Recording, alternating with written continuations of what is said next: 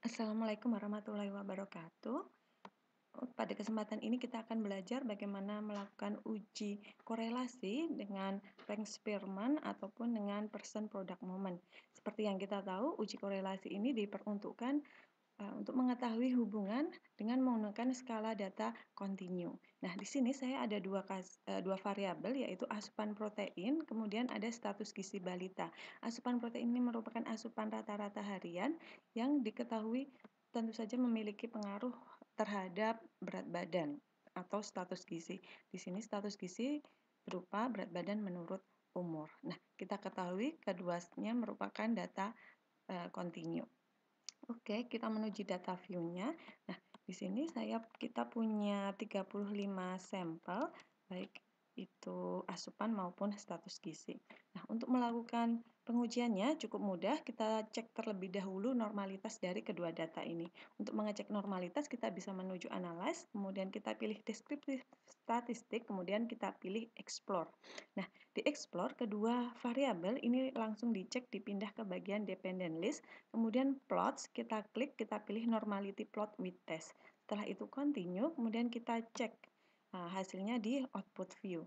Nah, di output view ini nanti akan muncul dua tabel, yaitu tabel uji Kolmogorov-Smirnov dan Shapiro-Wilk. Karena datanya cuma 35, kita baca di bagian Shapiro-Wilk di mana diperuntukkan bagi data di bawah 50. Nah, signifikansi untuk asupan rata-rata protein itu sebesar 0,024, sementara berat badan menurut umur balita adalah 0,455. Data dikatakan terdistribusi normal jika P-nya ada di atas 0,05. Sehingga bisa kita simpulkan asupan rata-rata protein itu terdistribusi tidak normal, sementara berat badan menurut umur balita terdistribusi normal. Nah, jika salah satu data itu tidak terdistribusi normal, maka kita gunakan uji yang non-parametrik, yaitu uji Frank Spearman. Tetapi jika keduanya normal, maka kita baru bisa menggunakan uji korelasi Person Product Moment.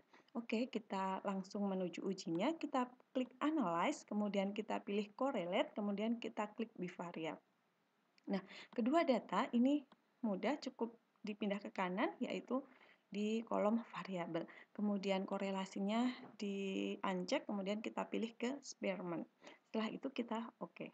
Nah, hasilnya bisa dibaca di output view kembali. Ada satu tabel saja.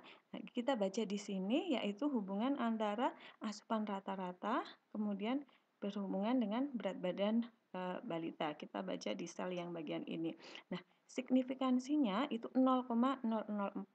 P-value-nya dikatakan ada hubungan jika P di bawah 0,05, sehingga nilai 0,004 ini dianggap terdapat hubungan antara asupan rata-rata protein dengan berat badan umur atau status gizi balita, karena 0,004 itu di bawah 0,05.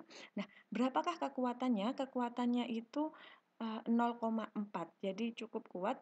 Kekuatan itu digambarkan antara 0 sampai 1. Semakin dekat dengan angka 1, maka menunjukkan hubungan yang semakin kuat. Di sini juga kita bisa baca apakah arahnya positif atau negatif. Karena tidak ada tanda negatif di sini, berarti arah hubungannya itu positif. Yang artinya apa? Yang artinya hubungannya searah, yaitu ketika asupan protein naik, maka berat badan menurut umur atau status gizi balita juga akan naik. Seperti itu untuk uji Frank Spearman. Walaupun datanya tidak terdistribusi normal, kita juga bisa lakukan percobaan untuk analisis Person Product Moment. Kita klik Analyze, kemudian kita klik Correlate, kemudian kita pilih Bivariate. Ini misal jika datanya terdistribusi normal, kita bisa pilih Person. Hasilnya itu sama. Kita baca di output view, nanti akan muncul tabelnya seperti ini, tetapi tulisannya Person Correlation bisa dibaca di sel hubungan antara asupan rata-rata dengan berat badan umur menurut balita. Cara membacanya sama, di bagian signifikansi dua ekor atau dua sisi, 0,002 dianggap ada hubungan karena di bawah 0,05. Ada hubungan antara rata-rata protein dengan berat badan umur balita, di mana hubungannya positif, yaitu 0,5. Semakin banyak asupan protein, maka semakin naik berat badan menurut umur dari balita. Seperti itu, untuk pengujiannya cukup mudah. Terima kasih. Wassalamualaikum warahmatullahi wabarakatuh.